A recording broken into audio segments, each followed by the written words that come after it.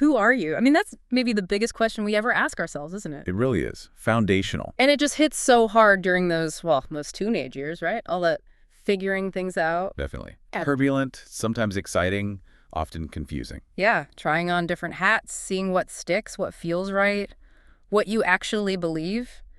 But how do you even begin to study that? Something so internal, so complex, like identity. That's the huge challenge for psychology, right? You Yeah. can't exactly, hold an identity in your hand. Right, it's not like studying rocks. Exactly. It's this internal thing, this psychological structure. So researchers had to get clever. They couldn't look at the ego directly. So they looked for, well, clues. Behaviors, decisions, feelings, things that showed the identity-building process happening. Okay, and that search for clues brings us right to what we're digging into today. This deep dive is really grounded in some fascinating work, specifically a key section from a major handbook on identity theory. We're talking heavily about James Marcia's work, which itself built on Erikson's ideas. And later refined by people like Jane Kroger, too. Yeah. They took Erikson's really big kind of abstract ideas about identity Yeah. and turned them into something you could actually research, which gave us this framework that's, well, used everywhere now, the identity statuses. The identity statuses. Okay, so these aren't like permanent labels stamped on people. No, not at all. Think of them more like snapshots or maybe portraits, capturing where someone might be at that moment in figuring out who they are, especially during that big shift from adolescence to adulthood. Right. And the whole system classifies people based on how they're doing with two really crucial psychological dimensions. Okay, so our mission today, drawing from the source material, is to really unpack that story. Where did the identity statuses come from? What do they actually mean? We need to define them clearly. Exactly. Define them. Get into what people in each status are typically like, those real-life portraits you mentioned. Yeah, bring them to life a bit. And see what the research says about them, and maybe even how this all connects to, big life choices or even your time back in school. And it's so important to remember, this isn't just theory floating in the ether. Right. It's about that very real, sometimes difficult journey of becoming your own person. Making choices, feeling like you know who you are, finding your place. It's a huge developmental task. Okay, let's get into it. Where did these ideas first really start? The source is clear. Yeah. It all goes back to Erik Erikson. Deeply linked. You really can't understand Marcia without Erikson. Most people have probably heard of Erikson's stages, right? Like trust versus mistrust when you're a baby. Or autonomy versus shame and doubt for toddlers, yeah. Right. He saw development as this series of challenges or crises for each life stage. And for today, the big one is his fifth stage, the one for late adolescence. That's the one. He called it identity versus identity diffusion. Sometimes people say identity confusion. Okay, identity versus diffusion. So what's Erikson saying is happening in late adolescence? What's the core challenge there? Well, Erikson saw this as a really critical window because suddenly you're face-to-face with adult life. Like, it's not hypothetical anymore. Right. You have to start thinking seriously about a job, a career path, about being a citizen, participating in society, about relationships, maybe family. It's a massive shift. From being looked after to being the one who does the looking after. Exactly. The source uses that exact language. Moving from being the receiver to preparing to be the giver, contributing, caring for others. That's a huge psychological shift. How does identity fit in? Well, to manage that shift successfully, you need to do some serious internal work. You have to pull together all your childhood experiences, all the people you've looked up to or identified with, parents, teachers, friends. All those influences. And somehow weave them into something coherent, something that feels uniquely you. You need to be able to imagine yourself in the future, in those adult roles. So it's like taking all the pieces and building something new. Yes, precisely. Integration and synthesis, that's the core task described in the source. You're consolidating everything, but crucially making it your own. On your own terms. Right, and figuring out how you fit into society while also feeling like the same person inside, continuity. If you manage that, if you weave it all together successfully, then you achieve identity. You resolve the crisis in favor of identity, and theoretically that strengthens your whole sense of self, your ego. Makes you more capable of handling adult life. That makes a lot of sense. A strong core self would be a big asset. But, okay, the practical problem the source brings up. How do you measure that? How do you know if someone has formed this internal structure? You can't see an ego, right? That was the hurdle for researchers. Erikson's ideas are powerful, but abstract. They needed something concrete, something observable, to indicate if this identity thing was happening. Did Erickson give any hints about where to look? Where this identity work would be most obvious? He did. He pointed to two main areas where adolescents are really forced to make choices, where this identity stuff would play out clearly. And these became the focus for Marcia. Yes. The first was choosing an occupation. Okay, that's pretty clear. What job are you going to do? Big piece of identity for many. Definitely. And the second was forming an ideology. Ideology. What do you mean by that exactly? Like political ideology? That's part of it, yeah. But broader, too. It's about your fundamental beliefs, religion, ethics, politics, your whole philosophy on life. Erickson felt you needed some kind of guiding framework, like Shaw's idea of needing a religion or a clear view of life. Like a personal compass. Kind of. An ideology that helps you make sense of your past and see possibilities for the future. So, choosing work and developing beliefs, those were the tangible arenas where identity formation becomes visible. Got it.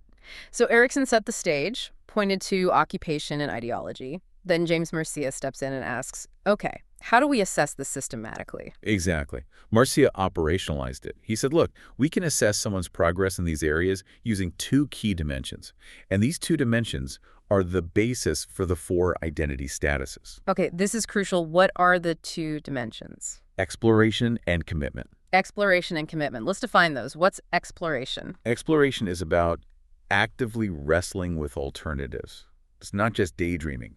It's really thinking through different roles, beliefs, life paths, questioning what you were raised with, looking at different options, maybe trying things out, different majors, jobs, activities. The source calls it engaging with meaningful alternatives. It's the searching part. Okay, actively searching, trying things out, and commitment. Commitment is about the investment you've made.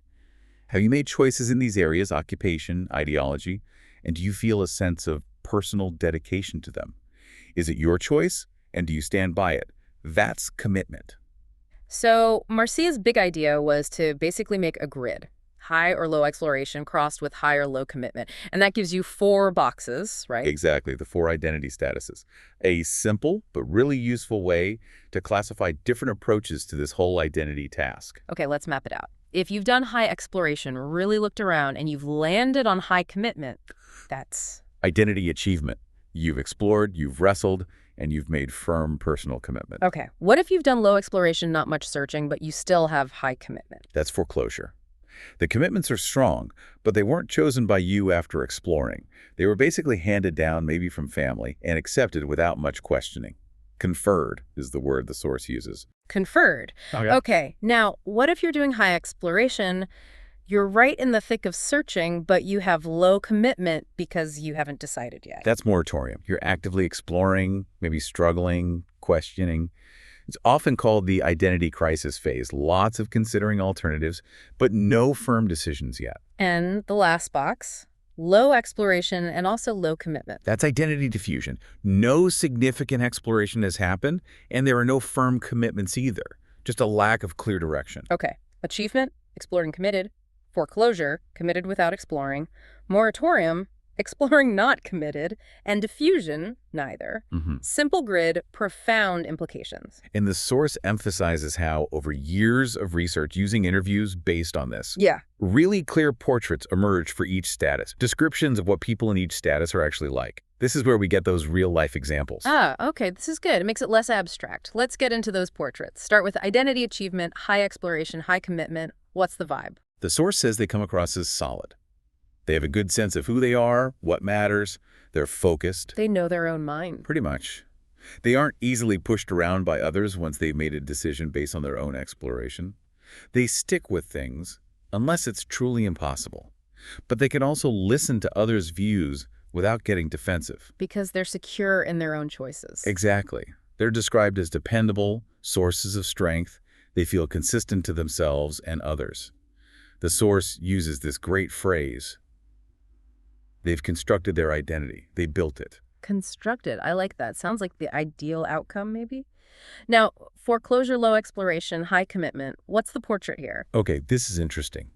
On the surface, foreclosures can seem strong, just like achievements. They have firm commitments, right? Yeah, they sound decided. But the source points out there's often a brittleness underneath, a fragility. Fragility? Why, if they're so committed? Because the commitment isn't really theirs. It wasn't earned through exploration. It was, as we said, conferred, usually by parents or other authorities. Hmm. They accepted it without real questioning. So they haven't wrestled with alternatives. Right. And because of that, they can have a really hard time genuinely considering other viewpoints. They might get defensive, dismiss things that don't fit, maybe even twist information to match their inherited beliefs. Protecting someone else's ideas, almost. That's a way to think about it. And the source notes, if their inherited values fit well with their community and they stay in that supportive bubble, They might seem fine, happy even. yeah, they might seem well-adjusted, feel loved and accepted. But the fragility shows up if those beliefs get challenged or if they try to question them. That can lead to huge guilt, shame, maybe rejection from the group. Wow, that's a heavy price for security. It really is. The source also mentions foreclosures can sometimes have this us versus them thinking, defending their group by dismissing outsiders.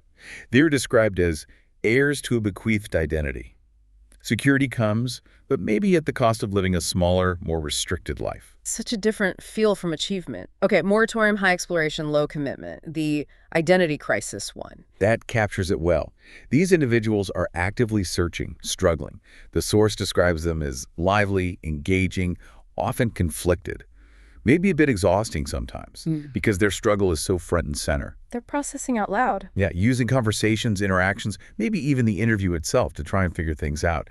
Testing ideas, seeing how things feel. Sometimes they pull others into their struggle. Sounds intense. It often is. They're frequently described as morally sensitive, really wrestling with ethical questions. Can seem charismatic, but they're genuinely torn between options. Their future feels open, uncertain. Is this seen as a good stage to be in? Well, ideally, it's the necessary step before achievement. And you do explore before you commit, right? So it's often a healthy phase. But the risk, the source notes, is getting stuck, becoming paralyzed by choices, just ruminating endlessly without ever landing anywhere. Stuck in the search. That sounds tough. Okay, last one. Identity diffusion, low exploration, low commitment. What's the picture here? Diffusion is marked by that lack of exploration and lack of commitment. No clear direction. But the source says they come in different flavors. Oh, what kind of flavors? Well, some can seem really charming, flexible, adaptable, like they just go with the flow. Easygoing. Appear easygoing, yeah. But it's often because they lack that strong internal core. They're shaped by whatever's around them, friends, trends, the situation. They look outside for cues on who to be. So the charm masks a kind of emptiness. In a way. Then there's the other end of the spectrum. Diffusions who are clearly lost, isolated, maybe feeling empty or that life is meaningless, lacking goals, motivation. That sounds much more painful. It is. And the source suggests that maybe both styles lack those strong early identifications that even foreclosures used to build their borrowed identity. Developmentally, foreclosure, despite its issues, is often seen as preferable to diffusion because it's some structure, even if rigid. Diffusion is just a lack of structure. Even the charming ones need external support to function. Yeah, they need context to give them shape. Wow. These portraits are incredibly helpful. They really make the definitions concrete, give you that real-life example feel based on the research. You start picturing people you know. Exactly. They bridge the gap between the abstract theory and lived experience. Makes it tangible. So we have the definitions, the portraits. How did Marsa and others actually figure out which status someone fit into? You mentioned interviews earlier. Yes, the identity status interview, the ISI, that was the original method. And the source really stresses its importance for understanding the meaning of the statuses. Yeah. It wasn't just a checklist. It wasn't just what job do you want? Not at all. It was deep. It probed the process. How thoroughly did you explore? Did you really consider alternatives or just give them lip service?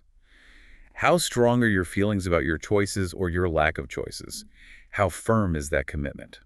So the how and why, not just the what. Precisely. And how did your past, your family, influence where you are now? It was almost like a clinical assessment, requiring the interviewer to interpret the conversation based on Erikson's theory. It had that developmental focus built right in. Sounds incredibly rich, but also time-consuming, labor-intensive. Hugely. Which is why, naturally, researchers wanted quicker ways to study lots of people. So paper and pencil questionnaires were developed. Which seems logical for bigger studies. Definitely more efficient. You can get data from hundreds, thousands of people, made large-scale studies and meta-analyses possible. But I sense a but coming. Well, the source raises a big critique. These questionnaires, while convenient, might lose the depth. How do you really know what someone means when they tick a box saying they've explored? Their definition might be different from Marcia's. Exactly. Does ticking strongly agree on "I'm committed to my career choice" capture the same thing as the nuanced assessment in an interview? The source worries about theoretical drift, the concepts getting detached from their rich Ericksonian roots when you rely only on these quick measures. Gaining street cred but losing depth, as the source put it. Something like that. It's a classic trade-off in research. Depth versus breadth, nuance versus efficiency. That's a really crucial point about measurement. Okay, setting that aside for a moment. What has all this research, whether interview or questionnaire-based, actually found? The source mentions validating the statuses using near and far variables. Right. Near variables are things you'd almost expect to be linked, based on the definitions. Far variables. The connection is less obvious, more reliant on the underlying theory, especially that identity-ego-strength link from Erickson. Okay, give us a near variable example, something straightforwardly connected. Authoritarianism. This is a really strong, consistent finding highlighted in the source. Foreclosures score highest, significantly higher than other statuses. Why is that near? Because it fits the portrait perfectly, doesn't it? Foreclosures accept authority and beliefs without question. So endorsing authoritarian views makes sense. The theory behind it is that they need to rigidly defend those unexamined, borrowed beliefs. Authoritarianism, that us versus them thinking, helps protect their fragile identity structure. Connects right back to that brittleness idea. Makes sense. Another near one. Susceptibility to feedback. Research shows foreclosures and diffusions change their self-ratings more after getting feedback, positive or negative, than achievements and moratoriums do. So if you don't have a strong internal sense of self, you rely more on what others say. That seems to be it. Lacking that constructed identity, achievement, or being deep in the process, moratorium, you look outward more. Achievements and moratoriums are more internally anchored regarding their abilities. Okay, those near variables definitely seem to confirm the basic psychological profiles. Now, a far variable, something that shows the deeper theoretical links. The source uses performance on a stressful concept attainment task. This is usually some kind of complex rule-learning puzzle done under pressure, maybe told it measures intelligence. Okay, I'm still trying to connect solving puzzles under pressure with choosing a career or beliefs. How does that link? And that's exactly why it's far. Yeah. The link isn't direct. It goes through Erickson's theory. Resolving the identity crisis strengthens the ego. A stronger ego helps you manage stress and anxiety while performing complex mental tasks. So a solid identity means a stronger ego, which means better performance under pressure. That's the theoretical chain. And the research bears it out.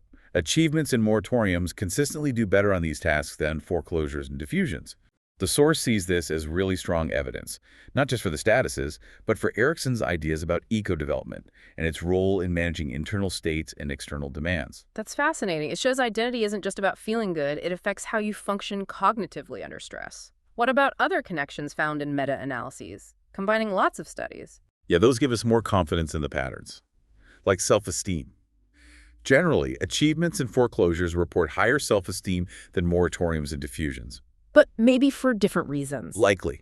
Achievement self-esteem might come from earned confidence. Foreclosure self-esteem might be more defensive, tied to conformity. Moratoriums, struggling, and diffusions, adrift, understandably tend to be lower. And anxiety. I guess moratoriums are high there. You'd be right. Meta-analyses show moratoriums score significantly higher on anxiety measures. They're in that uncertain questioning phase. Foreclosures, rigid, and achievements resolved tend to be lower. Diffusions are more varied. What about locus of control? Feeling in charge of your life. The pattern fits. Achievements and moratoriums tend to have a more internal locus of control. They feel they influence outcomes. Makes sense. They're actively building or exploring. Foreclosures and diffusions lean more external feeling controlled by fate, luck, others. The correlations aren't super strong, but they're consistent with the theory. Does it connect to higher level thinking, like moral reasoning? Using Kohlberg's stages, maybe? Theoretically, yes. The exploration and commitment involved in achievement and moratorium should foster more complex, principled moral reasoning, post-conventional. Foreclosures, relying on rules, should be more conventional. Diffusions, lacking introspection, lower. And the research. Meta-analyses found a good link between achievement and post-conventional reasoning. The link between foreclosure and conventional wasn't as strong, but overall, there's a connection between identity development and moral reasoning levels. One more. Overall ego development, like Lovinger's stages. Similar logic. Higher identity development, achievement, moratorium, should mean higher ego development, more complex ways of understanding self and world. Foreclosures and diffusions, less complex or structured internally, should be lower, and meta-analyses find a moderate link here too. Identity formation seems tied to broader psychological maturity. So across the board, self-esteem, anxiety, control, morals, ego complexity, even stress performance, these statuses show consistent, meaningful differences. Absolutely. It really validates the idea that these aren't just arbitrary boxes, but reflect fundamental variations in how people are navigating this key developmental period. Okay, what about change over time? Do people stay in one status forever? Is it a one-way street to achievement? Good question. The source looks at longitudinal research following people over time. While the statuses were first studied in teens, research tracks people into their 20s, 30s, even later. And generally, the data support the path Erickson and Marcia suggested as optimal. Which is? Starting perhaps in diffusion, maybe moving through foreclosure, adopting a path, or moratorium, searching, and ideally ending up in achievement. So diffusion, foreclosure, moratorium, achievement, that's the most common positive path. That seems to be the most frequent progression towards a well-formed identity. And this is important, there's also a lot of stability. Especially once you're in a committed status like achievement or foreclosure, people tend to stay there. But not always forward movement. The source mentions regression. Right. This is really interesting. Maybe around 15% of people in these studies show backward movement over time. Like going from achievement back to questioning things. Exactly. Achievement back to moratorium. Or even back to diffusion, losing direction entirely. Or maybe retreating from achievement or moratorium into foreclosure, grabbing onto simpler, unexamined beliefs again. Kroger actually proposed different types of regression. Different types, such as? Well, like moving from achievement to moratorium might be disequilibrium, maybe a healthy response to big life changes where old answers don't fit anymore. But moving to foreclosure might be rigidification, a less adaptive retreat. And falling back into diffusion would be disorganization, losing structure, probably not adaptive. That's a really key point. Identity isn't necessarily a final destination. Life can shake things up, send you back to exploring, or even cause you to retreat. It's dynamic. Exactly. Not always a straight line. And identity is also tied up with relationships, both where you came from, like attachment, and where you're going, like intimacy. How does early attachment figure in? Well, attachment theory says a secure base early on gives you the confidence to explore. So secure attachment should, theoretically, make it easier to do the exploration needed for identity achievement. And does it? Mostly, yes. Research finds the highest rates of secure attachment among achievements. Diffusions tend to be the least securely attached. Foreclosures are a bit tricky. They might look secure, but it could sometimes be more about compliance than true security. So feeling safe early on helps you explore later, makes Yeah. sense. And then intimacy, Erickson's next stage. Right. Erickson argued you need a firm sense of self, identity, before you can truly be intimate with someone else, share yourself, without losing yourself. Right. Researchers even developed intimacy statuses. And is identity linked to intimacy status? Generally, yes. Higher identity statuses, achievement, moratorium, tend to correlate with higher intimacy statuses, intimate, pre-intimate. It mostly supports Erickson's idea. Well, the source points out a fascinating wrinkle, especially concerning gender. Meta-analyses found that while the link holds overall, a significant number of women who scored low on identity still scored high on intimacy. Huh. So for some women, maybe intimacy comes alongside or even before a fully formed individual identity. That's the question it raises. Maybe, as Erickson himself later considered, identity and intimacy develop more simultaneously for women, possibly due to cultural emphasis on relationships. It suggests the path isn't always strictly sequential and might differ based on social context. Definitely needs more research. Really interesting nuance. Okay, let's bring this into practical settings. The source says these ideas are used in education, counseling. How does understanding identity statuses help in, say, a school or university setting? This connects directly to that learning context we wanted to touch on. Oh, hugely relevant. Think about school. It's the place where young people are constantly asked to think about careers, choose subjects, plan for the future. Occupation. Right. Course selection, college applications. And they're bombarded with different ideas, values, perspectives from teachers, peers, curriculum ideology. So, understanding the statuses gives educators, counselors, even students themselves a way to make sense of how different people approach these huge tasks. Okay, give me an example. You see a student dead set on being a doctor because their parents are doctors. How does foreclosure help? Right, you see that commitment, which looks great. But the foreclosure lens reminds you, have they explored? What happens if they struggle in science or discover they hate biology? Their whole identity might feel threatened. So a counselor might gently encourage reflection. What else interests you? Without dismissing the current path entirely. Okay. What about the student flitting between everything? Joining drama club, then debate, then coding club, changing major ideas every semester. Sounds like moratorium in action. That exploration is vital. They need support for the exploring, maybe help managing the anxiety of not knowing, and eventually some structure to help them synthesize it all and move towards commitment, rather than just spinning their wheels. School is the perfect place for that supported exploration. And the student who just shrugs, doesn't engage, doesn't seem to care about the future, has no strong opinions. That could be diffusion. They're not exploring, not committing, maybe feeling lost, overwhelmed. The support they need isn't pick a major, it's help finding anything that sparks interest, anything to begin the process of exploration itself. You need to help them find a starting point. So the framework helps tailor the support. You don't push a diffusion to commit or maybe push a foreclosure too hard to explore immediately. Exactly.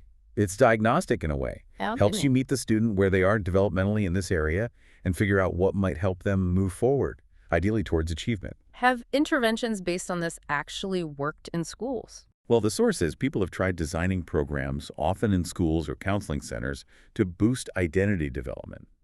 But the results haven't been amazing, especially for short-term programs. Oh, why not? It seems identity development is just slow. It takes time, real experiences, reflection. You can't necessarily rush it with a 6-week workshop.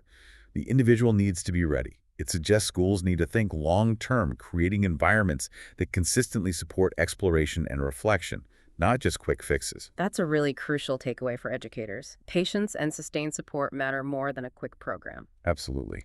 And the source notes newer research helps refine things further for potential intervention, like distinguishing adaptive exploration, purposeful, moving forward, from ruminative exploration, getting stuck, anxious circling. Helping someone shift from ruminative to adaptive might be a realistic goal. We're telling the difference between a carefree diffusion and one who's really struggling. Exactly. More nuanced targets for support. This has been a fantastic deep dive. We've really unpacked it from Erickson's big ideas to Marcia's statuses, those vivid portraits, how it's measured, what the research shows connects to it, how it changes over time, links to relationships, and its relevance right down to the classroom. It really holds up, doesn't it? Yeah. Developed decades ago, but still incredibly relevant for understanding young people and really people navigating changes at any age. The core processes of exploration and commitment are lifelong. It offers such a useful lens. And remembering those deeper roots in psychosocial theory helps appreciate the significance of this identity work. So let's leave everyone with something to think about. As you reflect on this discussion, think about your own life. Can you see times you might have been in moratorium, wrestling with choices? Or maybe foreclosure, following a path laid out for you? Or diffusion, feeling a bit lost? Or hopefully moments of achievement, where you felt you'd really explored and made a choice that felt right and true to you. How have those experiences, that interplay of exploring and committing or not exploring, not committing, shaped who you are today? Your work, your beliefs, your relationships? And maybe, does understanding these different ways people approach figuring themselves out change how you view the challenges young people face now? Trying to find their footing in a world that feels, well, pretty complicated. It's a powerful framework for thinking about that lifelong journey of becoming. A journey deeply tied to our well-being and how we connect with the world.